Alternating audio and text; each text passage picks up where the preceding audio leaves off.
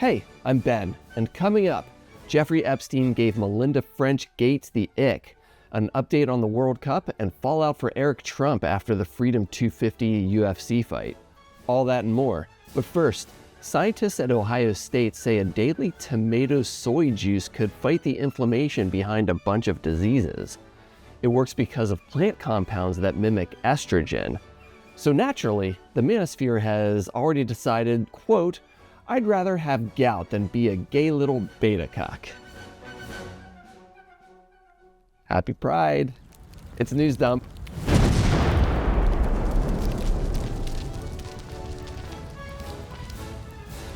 Welcome back. Every day this week, I gave myself an hour a day on the internet just to scroll, see what people are talking about, then log off and write jokes. This is my weekly show to share what I came up with and get better at writing in front of whoever shows up. And of course, with zero budget. All right, let's get to more news.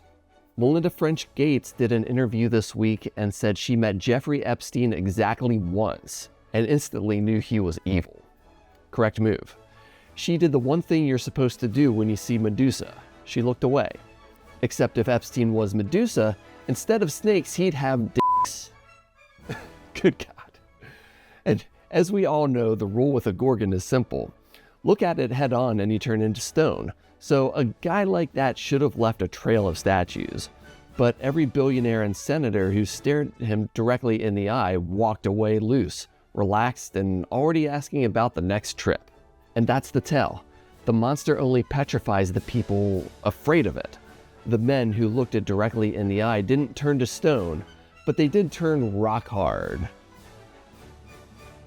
Last weekend, they finally pried Trump's name off of the Kennedy Center, and because nobody wanted to bruise his feelings, they did it at 3 a.m. by hand behind giant white tarps so the cameras couldn't see. Big tarps, 3 in the morning, no power tools? That's not a renovation, that's a disposal, and a big one. I'd know. At least when I do one, she fits in the trunk. America's hosting the World Cup, and that giant tourism boom we were promised? Not showing up. Turns out tourists are a little nervous about a country that detains people at the airport. Now, I only know one thing about soccer, and it's that... Hi, honey. That's what it means to score your own goal. Well, too, and that they play with balls. This World Cup, economists were expecting a boom. You know, a bit of inflation. Instead, New York alone cut its hotel revenue forecast by 60%. We were bracing for a little slippage, but nobody was ready for full shrinkage. Now, no one knows what's the next ball to drop. America grew a pair just to kick ourselves right in the balls. What was I talking about? This feels a little half-baked. I got too in the weeds with this one, or too in the bush as the case may be. Look, I don't know if anyone came for my hard-hitting immigration takes, but hope you'll stay for these nuts. Heh. I'm a child, but I make no apologies. Okay, locking back in. A former Trump official says he's finally hearing rumblings of a Republican revolt in the Senate, although he clarified it's not exactly the resistance, it's more like the reluctance, which doesn't leave the Democrats with a high bar to clear. But don't get your hopes up. Their campaign to win over Trump voters is internally being called the hesitance. Don't worry, guys. We'll find a way to screw up the midterms. We're, all hat and no cattle. Okay.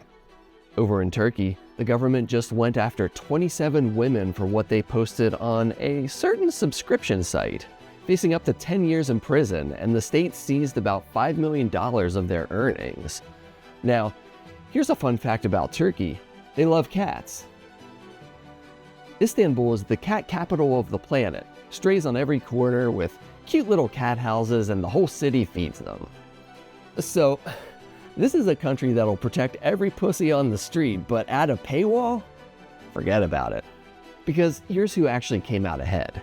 After the raids, the 10-year threats, the big moral panic, the only fat cats left standing are the ones in the prosecutor's office. 5 million heavier. Anyway, got a lot of cats and women in my life, all of whom are ungovernable, so I can't imagine why they thought they could police this. Eric Trump is trying to distance himself from an embarrassing text message leak around his daddy's White House UFC event last weekend. The president's dumbest boy had allegedly sent DMs to one of the fighters asking if anything would be rigged so he could place bets on the event. Both sides claim it's all an AI fake. But come on, these people are addicts, fiends for the high of screwing over regular people and feverishly chasing the vein of power and money. Can't they just be crackheads like normal people? Speaking of crackheads, Hunter Biden is back in the news this week. Honestly, I sat down to write a Hunter Biden joke and I realized he's already funnier about his own life than I am. So then I took a break, bumped a line, and then gave it another go. All to realize the man took a White House Coke scandal and wrote a sharper punchline than anything I have. So I've got nothing. The recovering crackhead is out here doing my job better than I am. So keep thriving, King. Finally, here's a story I've been avoiding for a couple of weeks. The war in Iran.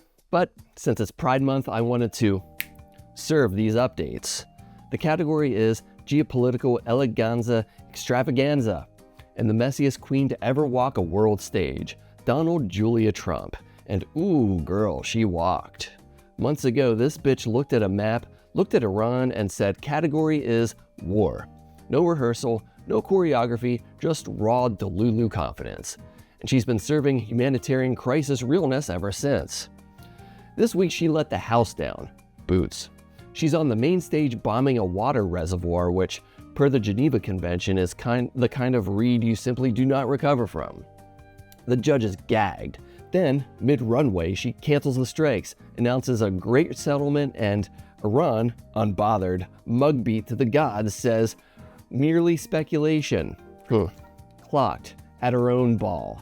She's giving desperation. And people died in this. A lot of them. That part's not camp. That's the horror sitting under the wig. But the finale, she signs the peace deal at the Palace of Versailles, serving Marie Antoinette let them eat cake decapitation corps in the home country of the allies she dragged all season. The audacity. And what did she win? She reopened a strait that was perfectly gay before she touched it up. She lip-synced for her life and won back the exact wig she walked in with. And even Chuck Schumer read her for filth, calling it one of the biggest disasters in American history. And then, in the corner, untucked, fully reclined, J.D. Lazy Boy Vance. He gave us nothing. No look, no lip read, no dip. The children were starving, and that man served horizontal. So, that's the whole season. Our whole foreign policy is a fuck-ass bob. Bold on the walk-in, busted on the walkout. And now, there's a 60-day grow-out where we all pretend the bangs were intentional. Shantae, you stay? I guess? I don't know. I give it 2 weeks. Alright, that's all I got for this week. Got better one-liners than the ones I came up with? Leave them in the comments. Also, you should like and subscribe. But for now, it's time for me to log off. Cheers. Bye.